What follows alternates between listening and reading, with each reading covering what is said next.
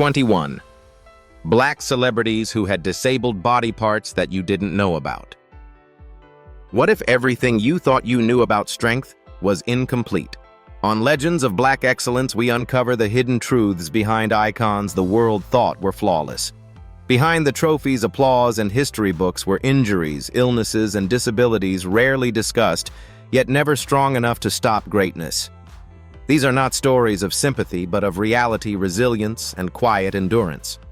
As you listen, ask yourself, how many legends were winning battles you never saw? Stay with us until the end, because the final question may change how you define success and who truly deserves to be called exceptional. Curtis Mayfield. Curtis Mayfield stood at the center of American soul music not because of volume or spectacle, but because of conviction. Emerging from Chicago in the early 1960s, he wrote songs that spoke directly to perseverance, faith, and self-respect at a time when the civil rights movement was reshaping the nation. His work with the Impressions, and later as a solo artist, produced enduring classics that encouraged calm strength rather than anger, making his music timeless across generations. On August 13, 1990, his life changed forever. While preparing to perform at an outdoor concert in Brooklyn, a large lighting structure collapsed due to strong winds and struck him from behind. The injury caused severe spinal damage, leaving Mayfield paralyzed from the neck down. Doctors confirmed he would never walk, play guitar, or stand on stage again. For an artist whose expression was deeply physical, the loss was devastating. What would you hold on to if everything familiar was suddenly taken away? Instead of retreating into silence, Mayfield adapted. Unable to sit upright, he composed music while lying flat, carefully controlling his breathing as he softly sang melodies and lyrics for others to document. This extraordinary process led to the album New World Order, released in 1996. Curtis Mayfield passed away in 1999 from complications related to diabetes, but his influence endures. His story remains a powerful reminder that creative purpose can survive even the most severe physical limitations. Denzel Washington. Denzel Washington is widely regarded as one of the most disciplined and commanding actors in American film history. Long before awards and critical acclaim, he grew up in Mount Vernon, New York, in a household shaped by structure, faith, and hard lessons. From his early performances in Glory 1989 to later roles in Malcolm X Training Day and Fences, Washington built a reputation for precision, emotional control, and authority, qualities that rarely leave room for visible imperfection. Yet one small physical detail has followed him throughout his life. When he was around 10 years old, Washington injured his right hand while playing sports. The damage to his pinky finger was never properly treated, causing it to heal, crooked and permanently bent. The injury did not require surgery, but it could not be reversed. To this day, the finger does not fully straighten and is sometimes noticeable in close-up shots. Washington never attempted to conceal the injury, nor did he allow it to shape how he saw himself. It did not interfere with his craft, his physical roles, or his work on stage and screen. Instead, it became an unspoken reminder of where he started. His career demonstrates that presence, discipline, and preparation matter far more than physical symmetry, and that confidence is built from within, not from perfection. Wilma Rudolph. Wilma Rudolph's life began under circumstances that suggested limitation rather than greatness. Born on June 23, 1940, in rural Tennessee, she arrived prematurely and faced repeated childhood illnesses, including pneumonia and scarlet fever. At the age of 4, she was diagnosed with polio, a disease that left her left leg weakened and partially paralyzed. Doctors warned her family that she might never walk normally again, a grim prediction in an era with limited medical access for Black families in the South. Her recovery required years of determination. Wilma wore leg braces, endured frequent treatments, and relied heavily on her mother's unwavering support. Progress was slow, but by the time she reached her early teens, she was able to walk without assistance. That hard-won mobility later became the foundation for something no one could have imagined: How many people would keep believing after being told their body had already failed them? Rudolph turned to athletics in high school, gradually discovering extraordinary speed. Her early races were far from victorious, but steady training transformed her potential into results. At just 16, she competed in the 1956 Olympic Games, earning a bronze medal. 4 years later, at the 1960 Rome Olympics, Wilma Rudolph made history by winning 3 gold medals in sprinting events. She became the first American woman to achieve that feat in a single Olympic Games. Her legacy stands as a testament to recovery discipline and belief. Jim Brown. Jim Brown is remembered as one of the most dominant athletes in American sports history. Born in 1936, he rose to prominence at Syracuse University before redefining excellence in the National Football League with the Cleveland Browns. Between 1957 and 1965, he led the league in rushing 8 times, retired as its all-time leading rusher, and set a standard of power and speed that has rarely been matched. To fans, his performances looked effortless and invincible. What few knew was that Brown played much of his career with a permanent hand injury. During his college years, his right pinky finger was severely damaged in a game-related accident and later required partial amputation. For a running back whose grip determined ball security and control, this was no minor setback. Brown adapted by wearing a specially designed glove that concealed the injury and helped stabilize his hand during play. How many champions do you think succeed while quietly compensating for something they've lost? Brown never spoke publicly about the injury during his playing days. He refused to allow it to become an explanation, an excuse, or a limitation. Instead, he relied on discipline, conditioning, and mental toughness. After retiring at the height of his career, he transitioned successfully into acting and activism. Jim Brown's story is not simply about physical dominance, but about control, adaptation, and refusing to let a hidden impairment define a visible legacy. Leroy Moore. Leroy Moore was born in 1967 in New York with cerebral palsy, a neurological condition that caused severe muscle stiffness, chronic pain, and limited mobility from his earliest days. Doctors told his family that he would never move like other children, and suggested a future defined by dependence. From childhood onward, Moore's body demanded constant effort. Simple movements required concentration, balance, and endurance that most people never have to consider. His early years were shaped by intensive physical therapy and repeated reminders of what he supposedly could not do. Walking aids, falls, and exhaustion were routine.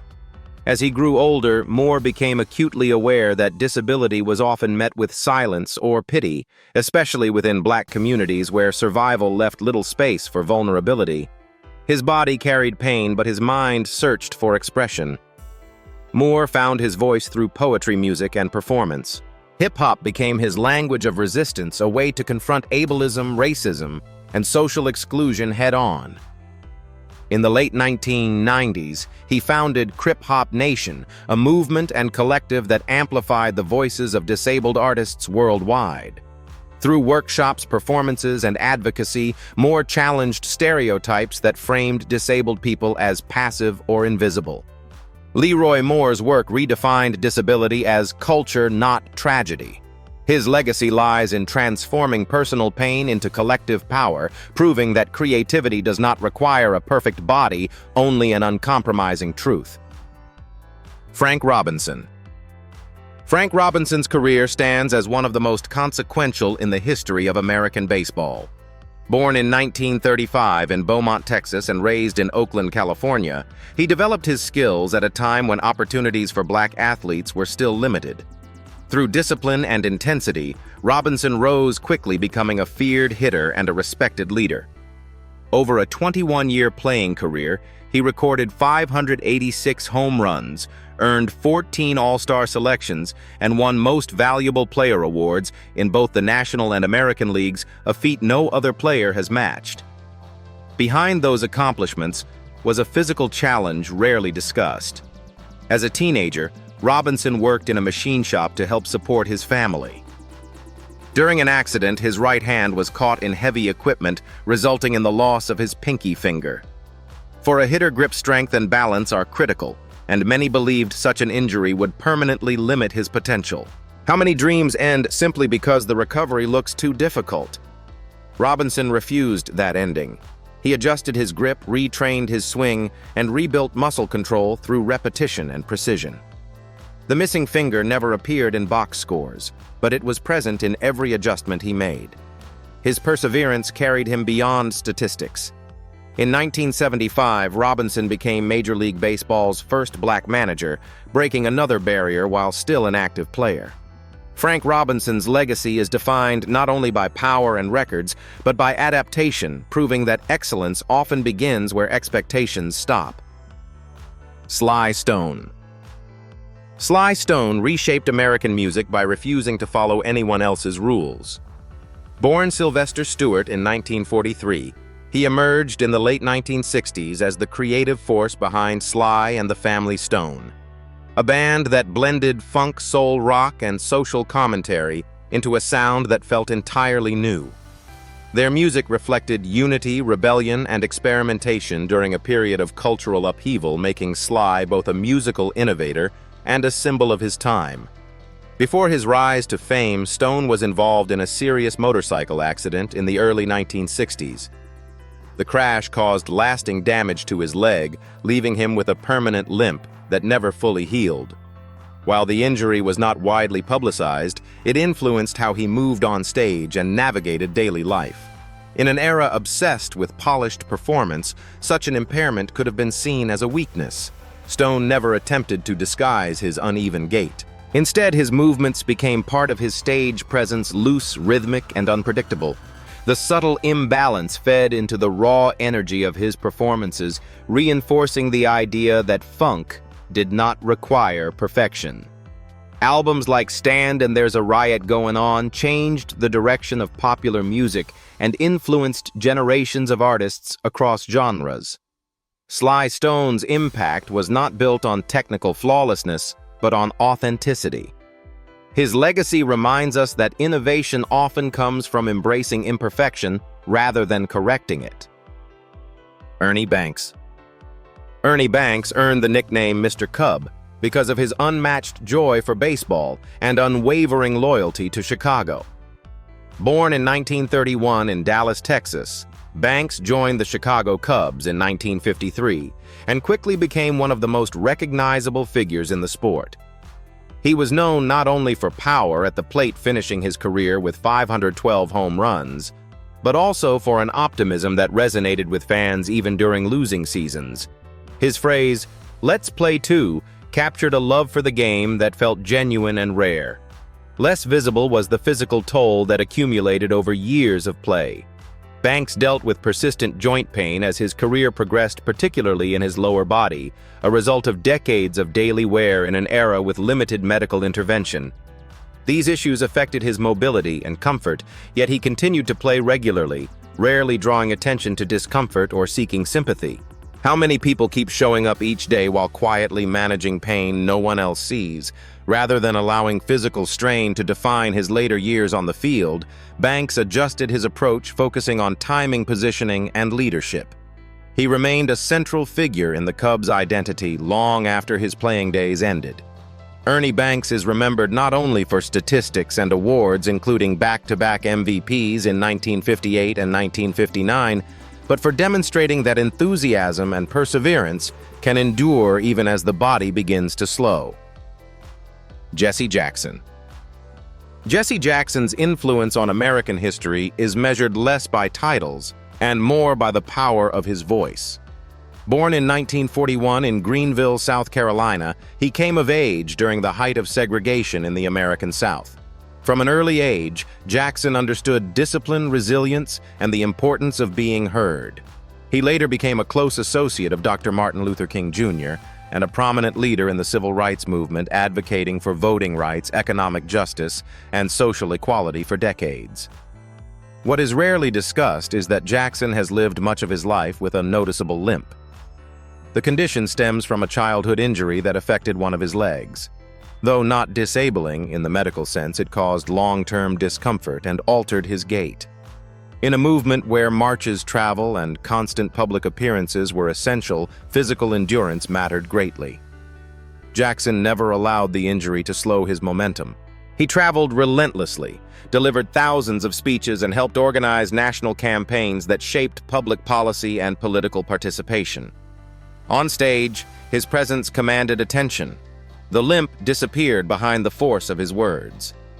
His career illustrates that leadership is not rooted in physical perfection, but in conviction.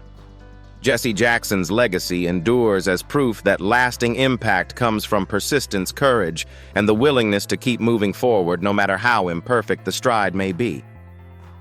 John Lee Hooker. John Lee Hooker's voice sounded like it came from the ground itself, slow, deliberate, and unpolished.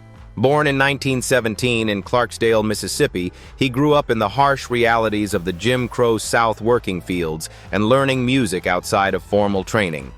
When he moved north during the Great Migration, his hypnotic boogie style stood apart from traditional blues structures. Rather than complex solos, Hooker relied on repetition timing and emotional tension, helping shape the foundation of modern electric blues. Behind that steady sound was a body under constant strain. Years of agricultural labor in his youth placed heavy stress on his spine, hips, and hands. As he aged, Hooker developed severe arthritis, particularly in his fingers and lower back. The stiffness caused pain during long recording sessions and made extended performances physically exhausting. Unlike many musicians, he rarely spoke publicly about these struggles. Would you continue doing what you love if every movement came with pain instead of stopping? Hooker adjusted. He shortened sets, slowed tempos, and leaned into a more vocal-driven delivery. These changes deepened the intensity of his music rather than diminishing it. His later recordings carried a darker, reflective tone that resonated with new generations of listeners.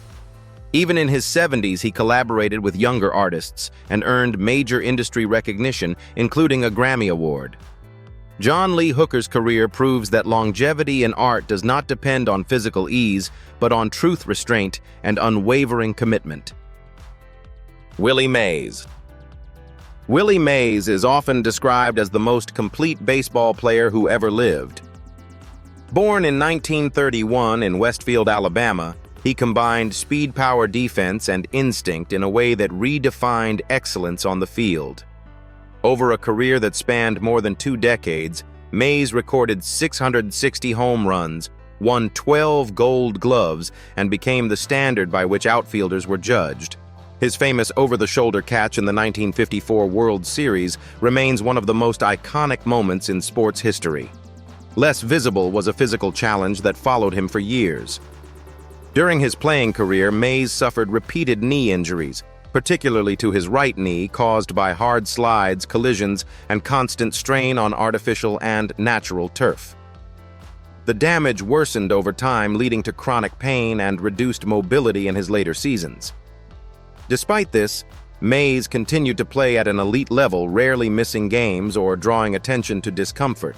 Mays adapted by relying more on anticipation and positioning rather than pure speed as his body aged. His intelligence compensated for what his legs gradually lost. After retirement, knee issues continued to affect his movement, but never his presence. Willie Mays's legacy is not only defined by talent, but by durability, adaptability, and an unmatched understanding of the game even as his body paid the price. Bill Russell. Bill Russell was never just a basketball player. He was a force of principled intelligence and quiet defiance. Born in 1934 in Louisiana and raised in Oakland, California, Russell rose to prominence at the University of San Francisco before redefining winning in the NBA with the Boston Celtics. Between 1957 and 1969, he led his team to 11 championships in 13 seasons, a record that remains unmatched. His impact was built on defense, rebounding, and leadership rather than scoring, changing how the game was understood.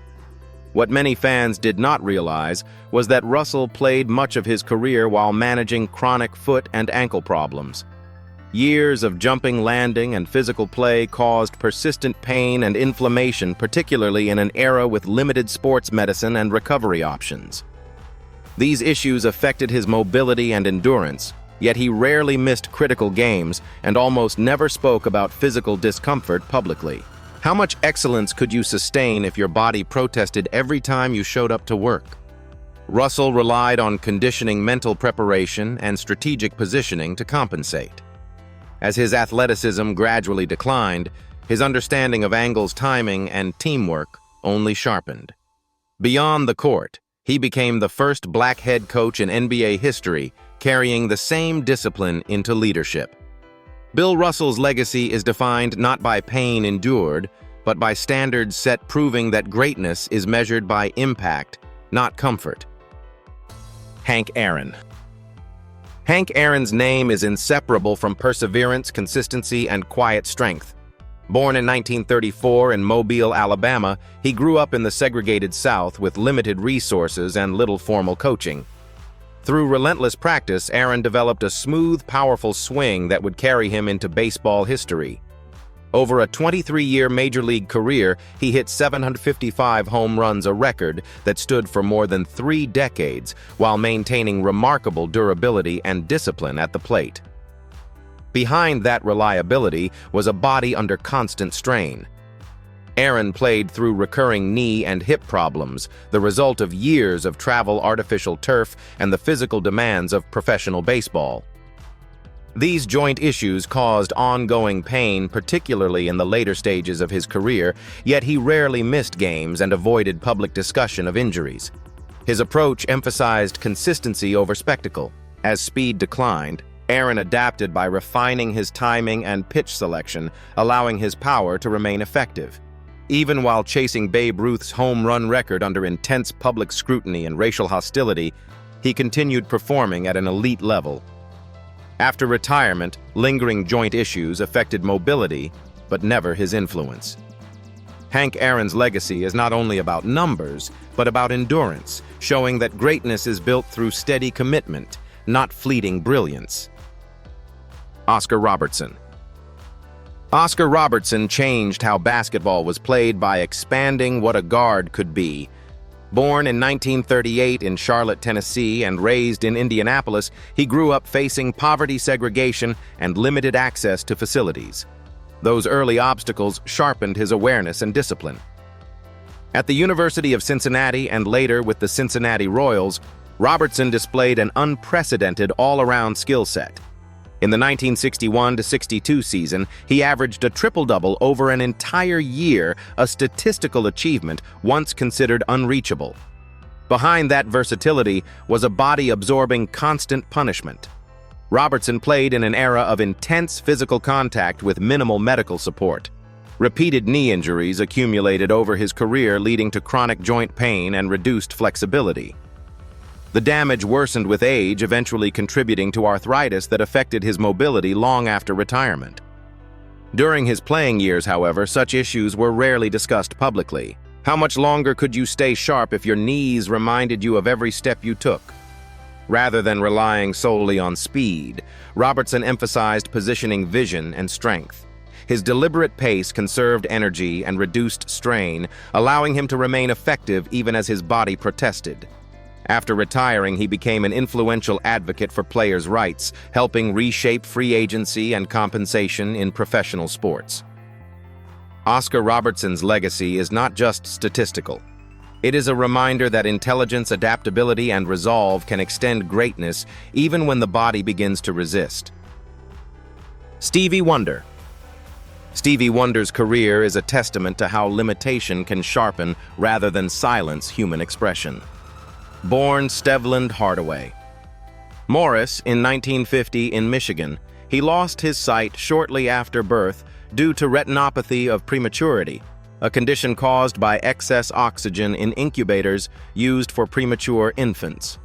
Blindness shaped his interaction with the world from the very beginning, yet it never restricted his curiosity or ambition.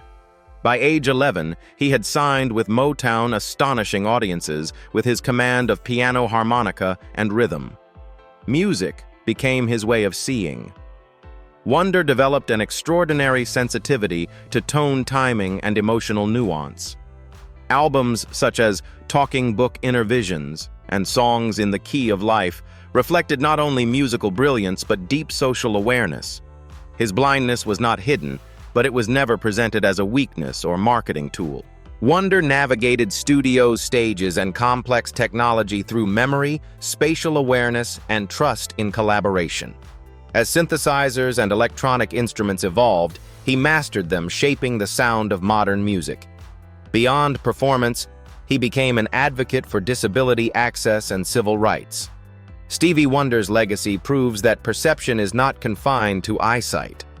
Vision in its truest sense comes from imagination, discipline, and an unyielding belief in possibility. Arthur Ashe. Arthur Ashe carried himself with a calm dignity that often masked the physical challenges he endured. Born in 1943 in Richmond, Virginia, he rose from segregated public courts to become one of the most respected figures in tennis history. Ashe broke multiple barriers, becoming the first black man to win the U.S. Open, 1968, the Australian Open 1970, and Wimbledon 1975. His success was built not on raw power, but on strategy, patience, and emotional control. In 1979, Ashe suffered a heart attack at the age of 36. Doctors discovered significant coronary artery disease, a condition that required quadruple bypass surgery. The procedure saved his life, but permanently altered his physical endurance. For a professional athlete, the diagnosis was devastating. He retired from competitive tennis shortly afterward, aware that pushing his body further carried serious risk. How would you redefine success if your health forced you to slow down before you were ready? Ashe redirected his energy toward education, humanitarian work, and social justice. Years later, after contracting HIV through a blood transfusion during heart surgery, he faced another life-altering diagnosis. Even then, he chose transparency over silence, becoming a global advocate for AIDS awareness and research. Arthur Ashe's legacy extends far beyond trophies. It is defined by courage, grace under pressure, and the strength to confront vulnerability with purpose. Ray Charles. Ray Charles transformed personal tragedy into one of the most influential sounds in American music.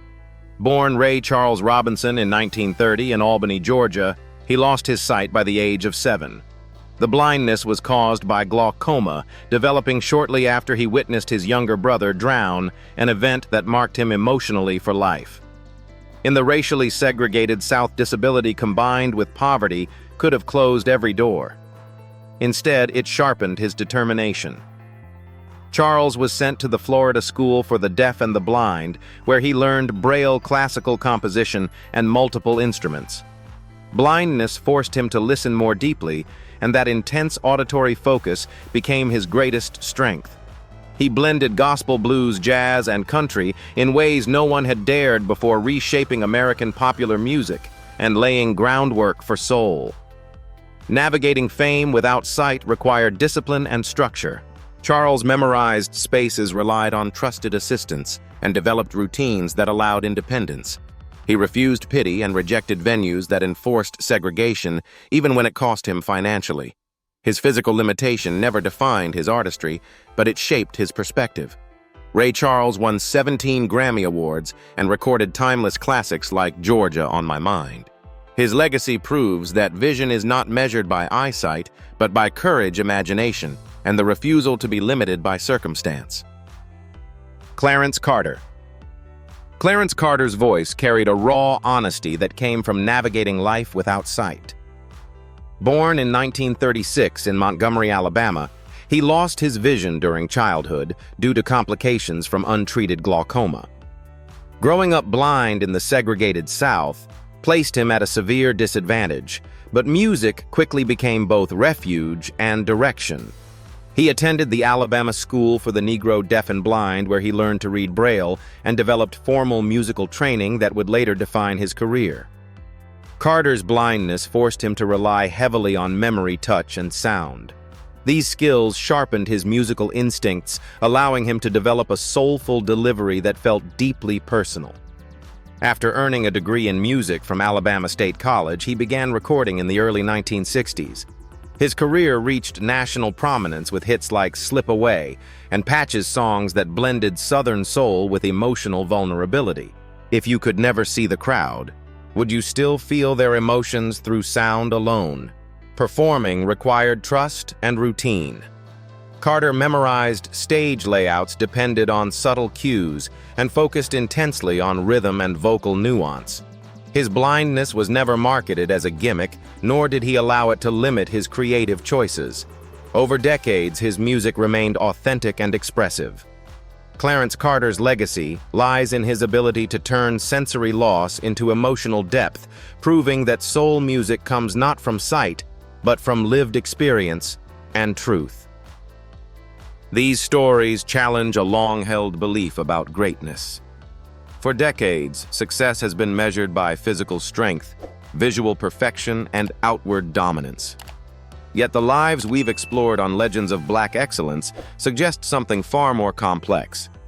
Many of these icons carried pain limitation or permanent disability while shaping culture, sports, and history at the highest level. Their bodies did not fit the ideal, but their impact did. So here is the uncomfortable question. Do we celebrate excellence because it overcomes disability, or do we only notice disability once excellence becomes undeniable? Perhaps the real issue isn't limitation at all, but how society defines worth. And if these legacies force us to rethink that definition, what does that say about the standards we still hold today?